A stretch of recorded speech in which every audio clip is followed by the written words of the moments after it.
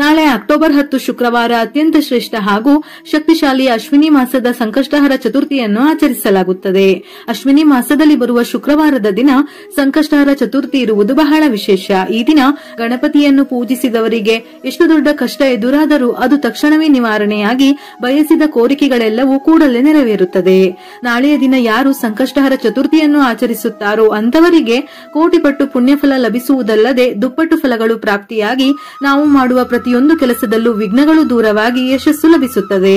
ಪ್ರತಿಯೊಂದು ಸಂಕಷ್ಟಹರ ಚತುರ್ಥಿಯನ್ನು ಒಂದೊಂದು ಹೆಸರಿನಿಂದ ಪೂಜಿಸಿ ಆರಾಧಿಸಲಾಗುತ್ತದೆ. ಹಾಗೆಯೇ ಅಶ್ವಿನಿ ಮಾಸದ ಈ ಸಂಕಷ್ಟಹರ ಚತುರ್ಥಿಯನ್ನು ವಕ್ರತುಂಡ ಸಂಕಷ್ಟಹರ ಚತುರ್ಥಿ ಎನ್ನುವ ಹೆಸರಿನಿಂದ ಕರೆಯಲಾಗುತ್ತದೆ. ಚತುರ್ಥಿ ತಿಥಿ ಸಮಯ ಅಕ್ಟೋಬರ್ 9 ರಾತ್ರಿ 10:54 ಪ್ರಾರಂಭವಾಗಿ ಅಕ್ಟೋಬರ್ 10 ರಾತ್ರಿ 7:38 ಮುಕ್ತಾಯವಾಗುತ್ತದೆ. ಚಂದ್ರೋದಯದ ಸಮಯ ನಾಳೆ ರಾತ್ರಿ 8:49.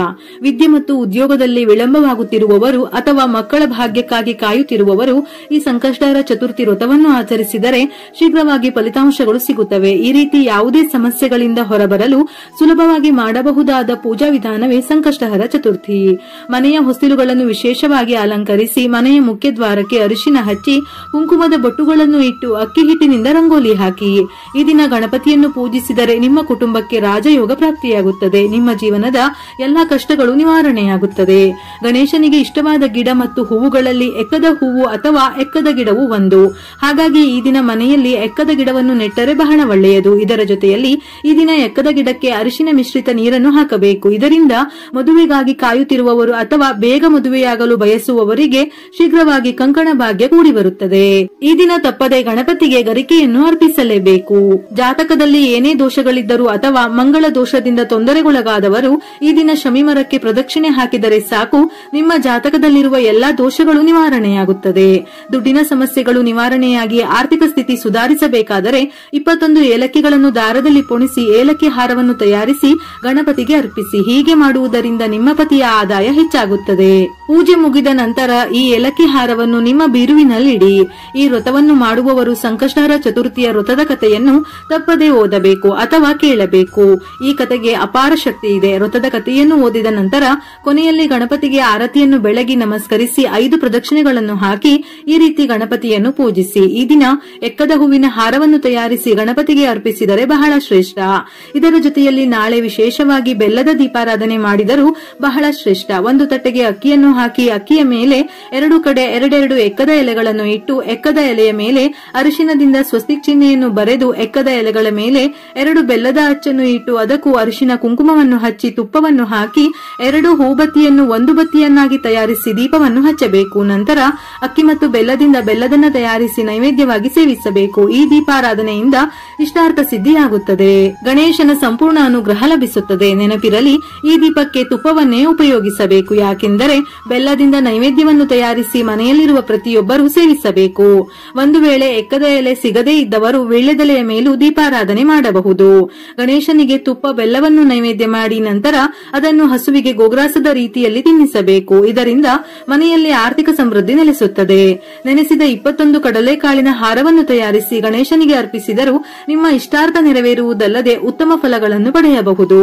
ಶುಕ್ಲಾಂಬರಧರಂ ವಿಷ್ಣುಂ ಶಶಿವರ್ಣಂ ಚತುರ್ಭುಜಂ ಪ್ರಸನ್ನ ವದನಂ ಧ್ಯಾಯೇತ್ ಸರ್ವ ವಿಘ್ನೋಪಶಾಂತಯೇ ಅಥವಾ ಓಂ ಗಂ ಗಣಪತಿಯೇ ನಮಃ ಈ ಮಂತ್ರವನ್ನು 21 ಬಾರಿಯಾದರೂ ತಪ್ಪದೆ ಜಪಿಸಿ. ಇನ್ನು ದೀರ್ಘಕಾಲದ ಅನಾರೋಗ್ಯ ಸಮಸ್ಯೆಗಳಿಂದ ಬಳಲುತ್ತಿರುವವರು ಈ ಸಂಕಷ್ಟಹರ ಚತುರ್ಥಿ ದಿನದಂದು ರಾತ್ರಿಯ ಸಮಯದಲ್ಲಿ ಚಂದ್ರನನ್ನು ನೋಡುತ್ತಾ ಚಂದ್ರನಿಗೆ ಹಾಲಿನಿಂದ ಅರ್ಘ್ಯವನ್ನು ಸಮರ್ಪಿಸಿ ಅನಾರೋಗ್ಯ ಸಮಸ್ಯೆಗಳೆಲ್ಲ ದೂರವಾಗಿ ಉತ್ತಮ ಆರೋಗ್ಯ ಲಭಿಸುತ್ತದೆ.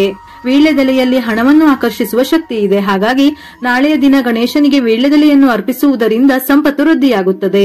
ನಿಮ್ಮ ಕುಟುಂಬದಲ್ಲಿರುವ ಎಲ್ಲಾ ಸಮಸ್ಯೆಗಳು ದೂರವಾಗಿ ನಿಮ್ಮ ಕುಟುಂಬಕ್ಕೆ ಸುಖ ಸಂತೋಷ ಸಂಪತ್ತು ಬರಲು ಮನೆಯಲ್ಲಿರುವ ಅಷ್ಟ ದಾರಿದ್ರ್ಯಗಳು ದೂರವಾಗಿ ಹಣವು ವೃದ್ಧಿಯಾಗಿ ನಿಮ್ಮ ಮನೆಗೆ ಬರಬೇಕೆಂದರೆ ಈ ಸಂಕಷ್ಟಹರ ಚತುರ್ಥಿ ದಿನದಂದು 1 ನಿಂಬೆಹಣ್ಣನ್ನು ಕೆಂಪು ಬಟ್ಟೆಯಲ್ಲಿ ಕಟ್ಟಿ ನಿಮ್ಮ ಮನೆಯ ಮುಖ್ಯ ಬಾಗಿಲಿಗೆ ಕಟ್ಟಿ. ಗಣಪತಿಯ ಅನುಗ್ರಹದಿಂದ ನಿಮ್ಮ ಮನೆಗೆ ಸಮೃದ್ಧಿ ಲಭಿಸುತ್ತದೆ. ಕೆಂಪು ಬಣ್ಣದ ಹೂವುಗಳಿಂದ ಗಣಪತಿಯನ್ನು ಪೂಜಿಸಿದರೆ ನಿಮ್ಮ ಪೂಜೆಗೆ ದುಪ್ಪಟ್ಟು ಪುಣ್ಯ ಸಿಗುತ್ತದೆ. ಅದರಲ್ಲೂ ಗಣಪತಿ ಪೂಜೆಯಲ್ಲಿ ದಾಸವಾಳ ಹೂವಿದ್ದರೆ ತುಂಬಾ ಶ್ರೇಷ್ಠ. ನಿಮ್ಮ ಇಷ್ಟಾರ್ಥಗಳು ಈಡೇರಲು ಕೇವಲ ದಾಸವಾಳ ಹೂವುಗಳಿಂದ ಗಣೇಶನನ್ನು ಪೂಜಿಸಿದರೂ ಅದ್ಭುತ ಫಲ ಸಿಗುತ್ತದೆ.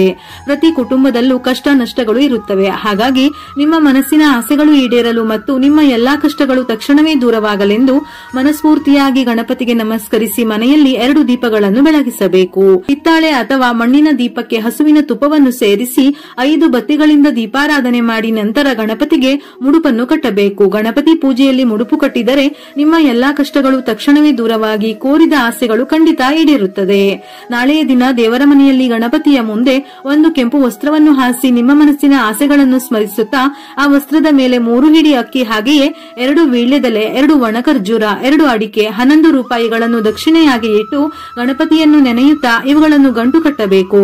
ಮುಡುಪು ಕಟ್ಟಿದ ನಂತರ ಸಂಕಷ್ಟ ನಾಶನ ಗಣೇಶ ಸ್ತೋತ್ರವನ್ನು ಪಠಿಸಬೇಕು. ಈ ಸ್ತೋತ್ರವನ್ನು ಓದಲಾಗದವರು ಓಂ ಗಂ ಗಣಪತಿಯೇ ನಮಃ ಎಂಬ ಮಂತ್ರವನ್ನು 21 ಬಾರಿ ಜಪಿಸಿ. ಸೂರ್ಯಾಸ್ತದ ನಂತರ ಅಂದರೆ ಸಂಜೆ 6 ಗಂಟೆಯ ನಂತರ ಮತ್ತೆ ಸ್ನಾನ ಮಾಡಿ ದೇವರ ಮನೆಯಲ್ಲಿ ಒಂದು ದೀಪವನ್ನು ಬೆಳಗಿಸಿ ಗಣಪತಿಗೆ ನಮಸ್ಕರಿಸಿ ದೇವರ ಮನೆಯಲ್ಲಿರುವ ಮುಡುಪನ್ನು ಬಿಚ್ಚಿ ಆ ಮುಡುಪಿನಲ್ಲಿರುವ ಅಕ್ಕಿಯಿಂದ ಪೊಂಗಲ್ ತಯಾರಿಸಿ ಆ ಪೊಂಗಲನ್ನು ಗಣಪತಿಗೆ ನೈವೇದ್ಯವಾಗಿಟ್ಟು ನಂತರ ಆ ನೈವೇದ್ಯವನ್ನು ಮನೆಯಲ್ಲಿರುವ ಪ್ರತಿಯೊಬ್ಬರು ಪ್ರಸಾದವಾಗಿ ಸ್ವೀಕರಿಸಬೇಕು.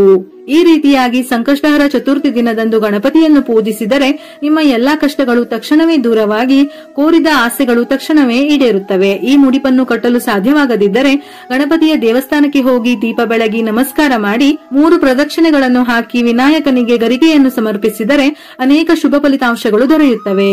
ಗರಿಕೆ ಎಂದರೆ ಗಣಪತಿಗೆ ಬಹಳ ಪ್ರಿಯ. ಹಾಗಾಗಿ ಈ ಸಂಕಷ್ಟಹರ ಚತುರ್ಥಿ ದಿನದಂದು ಗರಿಕೆಯಿಂದ ಗಣಪತಿಯನ್ನು ಪೂಜಿಸಿದರೆ ಕೋಟಿ ಜನ್ಮಗಳ ಪುಣ್ಯ ಫಲ ಲಭಿಸುತ್ತದೆ.